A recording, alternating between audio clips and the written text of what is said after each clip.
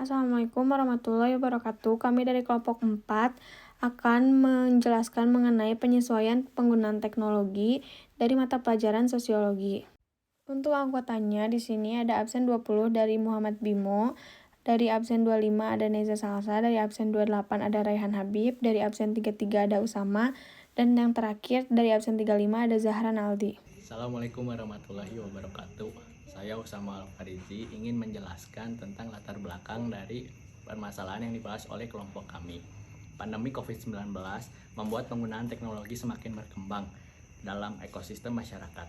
Pada mulanya, teknologi bertujuan untuk memperingkas pekerjaan manusia dan menghilangkan beberapa masalah, baik di bidang pendidikan, kesehatan, layanan masyarakat, e-commerce, dan masih banyak hal yang lainnya. Akan tetapi, justru timbul masalah baru bagi kalangan tua yang buta akan perkembangan teknologi, sehingga menyebabkan adanya kesenjangan sosial antara kalangan muda dengan golongan tua. Bagi kalangan muda, teknologi dianggap sangat membantu, namun bagi kalangan tua, teknologi justru mempersulit kegiatan mereka, seperti contohnya adalah memasuki pusat perbelanjaan dan pusat layanan kesehatan karena harus memiliki aplikasi Peduli Lindungi untuk di-scan sebagai bukti bahwa telah melaksanakan vaksinasi.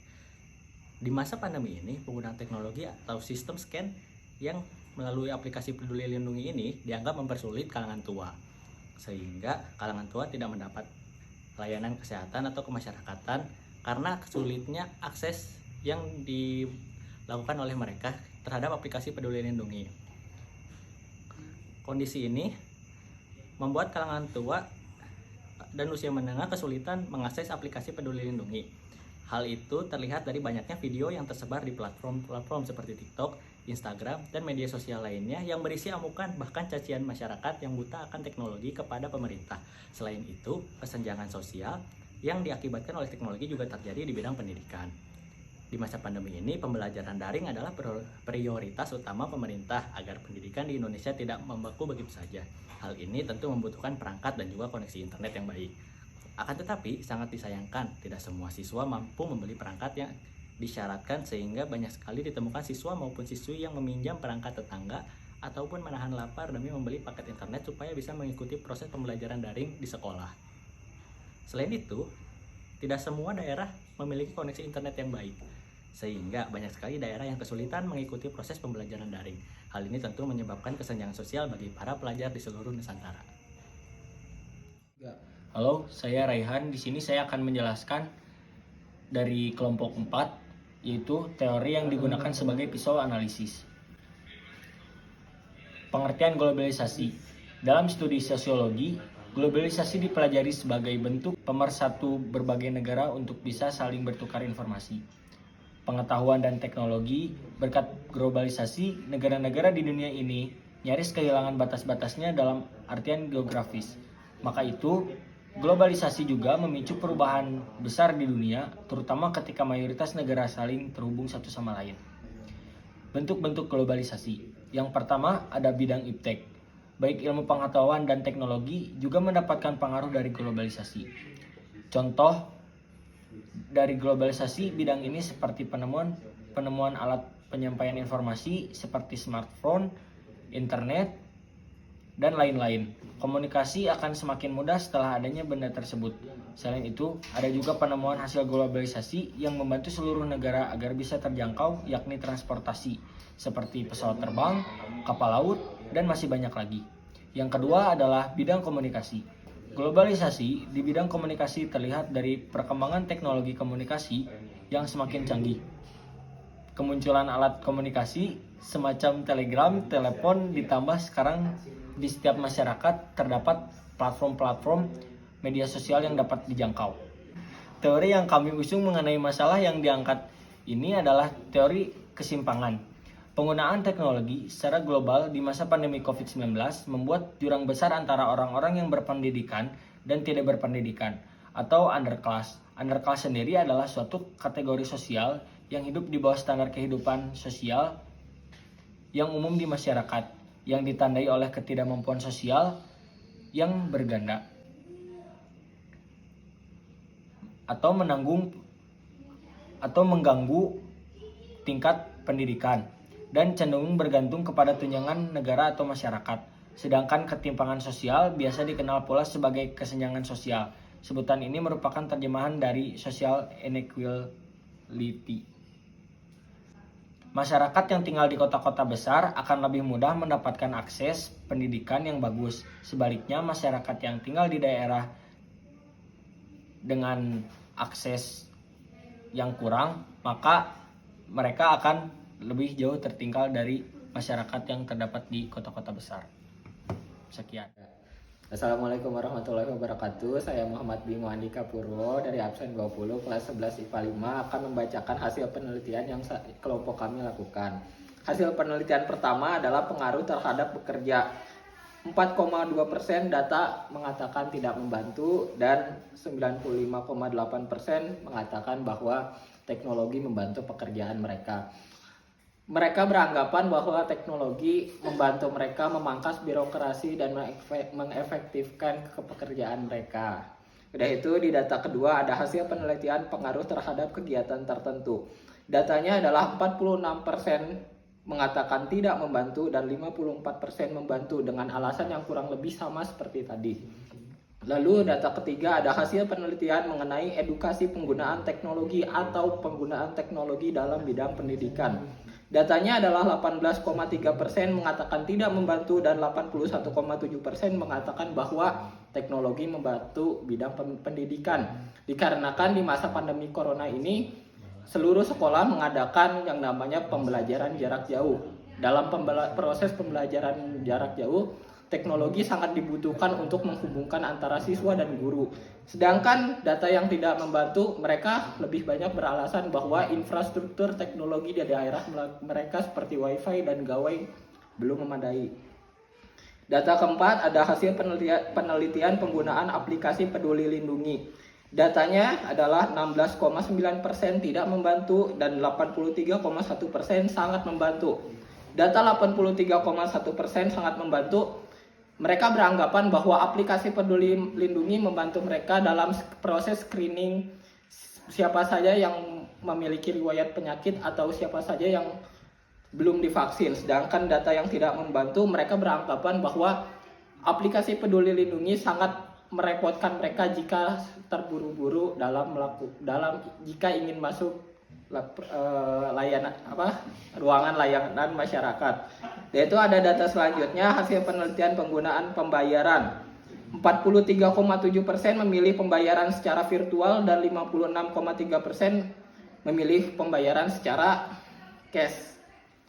Lihat data 56,3%, mereka mengatakan bahwa pembayaran secara virtual sangat sulit untuk dilakukan dan sangat ribet, sedangkan 43,7% yang memilih uang virtual, mereka lebih memilih karena dianggap sangat simpel dan mempermudah mereka. Hasil penelitian selanjutnya adalah pengaruh terhadap infrastruktur. Datanya adalah 90,9% tidak membantu dan 90,1% membantu.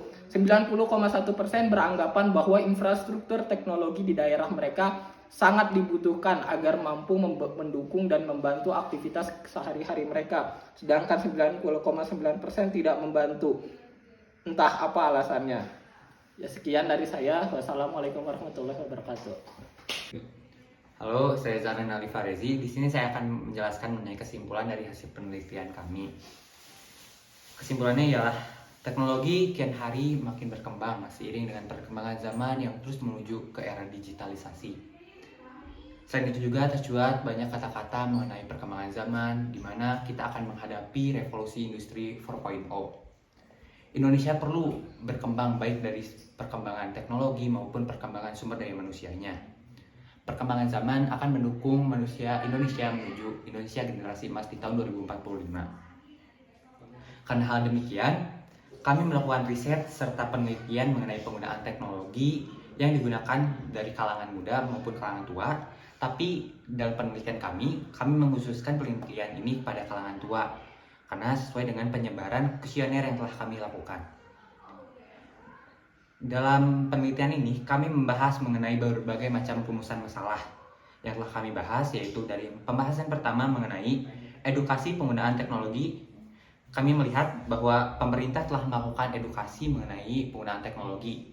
pemerintah biasanya melakukan melalui iklan layanan masyarakat yang mungkin bisa kita lihat dari media massa seperti koran ataupun dari media digital seperti televisi. Selain itu juga, kita juga bisa melihat edukasi-edukasi melalui seminar-seminar yang telah dilakukan oleh Kominfo. Lalu pembahasan yang kedua yaitu kita juga melihat bahwa seberapa efektif sih penggunaan dari teknologi ini. Nah, kalau kita lihat dari hasil penelitian tadi, penggunaan teknologi sebenarnya sudah efektif digunakan bagi masyarakat Indonesia karena banyak membantu aktivitas-aktivitas masyarakat yang umumnya banyak bekerja secara kantoran. Selain itu juga, penggunaan teknologi ini dapat membantu dalam edukasi maupun pembelajaran bagi kita sebagai kaum pelajar. Di pembahasan ketiga sendiri, kita membahas mengenai terhambatnya teknologi yang bisa menghambat pekerjaan seseorang atau kegiatan aktivitas seseorang. Sebenarnya mayoritas penduduk Indonesia sendiri umumnya tidak merasa terhambat karena jika dilihat dari hasil penelitian tadi, kita melihat bahwa banyaknya masyarakat Indonesia malah terdukung dan malah lebih dibantu oleh adanya teknologi, sehingga adanya teknologi bukan malah menghambat tapi malah mendorong masyarakat Indonesia untuk lebih produktif. Lalu dari penelitian terakhir, kami melihat bahwa umumnya perkembangan teknologi ini telah disupport dan ditunjang langsung oleh pemerintah karena pembangunan teknologi sudah merata baik dari Sabang maupun sampai Merauke. Kita juga melihat bahwa pembangunan teknologi ini sudah didukung dengan provider-provider yang memang bisa menunjang perkembangan teknologi itu sendiri. Sehingga kedepannya Indonesia siap untuk menghadapi generasi Indonesia Emas 2045. Assalamualaikum warahmatullahi wabarakatuh. Perkenalkan, nama saya Neza Salsa. Saya dari absen 25. Di sini saya dari kelompok 4. Saya akan menjelaskan mengenai implikasi. Implikasi penelitian ini terhadap bidang ilmu pengetahuan dan teknologi atau yang disebut dengan IPTEK sosiologi ialah sebagai bahan materi mata pelajaran sosiologi yang berkaitan dengan materi globalisasi serta dampak yang ditimbulkannya, yaitu kesenjangan sosial antara yang paham teknologi dengan yang tidak. Materi tersebut dapat dipelajari oleh anak kelas 12. Nah, peserta didik SMA maupun SMK yang sederajat dapat mempelajari pengaruh dari globalisasi baik dalam dampak positif maupun dalam dampak negatif. Selain itu juga, peserta didik juga dapat mengetahui bentuk adaptasi dari perkembangan teknologi. Sehingga nantinya dalam kehidupan masyarakat, peserta didik tidak hanya bersosialisasi dengan dunia nyata, melainkan juga dengan dunia maya. Tentunya ini akan berkaitan lagi dengan pelajaran sosiologi yang merupakan pelajaran yang mempelajari kehidupan sosial di masyarakat. Dalam bidang ilmu pengetahuan dan teknologi atau yang disebut dengan IPTEK, ini juga ada dampak positif dan negatifnya. Kita sebagai mahasiswa atau mahasiswi maupun pelajar, kita harus dapat memilah mana yang baik dan mana yang benar, dan mana yang harus dicerna dan mana harus dibuang. Oh ya, dan satu lagi, di dalam bidang ilmu pengetahuan dan teknologi atau yang disebut dengan IPTEK, kita harus pintar-pintar memilah dan memilih karena kita bisa saja terbohongi dengan teknologi ini. Karena teknologi semakin tahun itu semakin canggih dan semakin pintar, kita tidak boleh kalah pintar dengan teknologi. Nah, setelah saya menerangkan mengenai implikasi, di sini juga ada rekomendasi bagi penelitian selanjutnya. Di sini kalian bisa membaca dan memahami rekomendasi dan penelitian itu untuk ditujukan kepada siapa saja dan perannya tuh untuk apa saja sih. Nah, sekian pemaparan dari kelompok 4. Mohon maaf bila ada kesalahan kata yang disengaja maupun tidak. Wabillahi taufiq wal hidayah. Wassalamualaikum warahmatullahi wabarakatuh.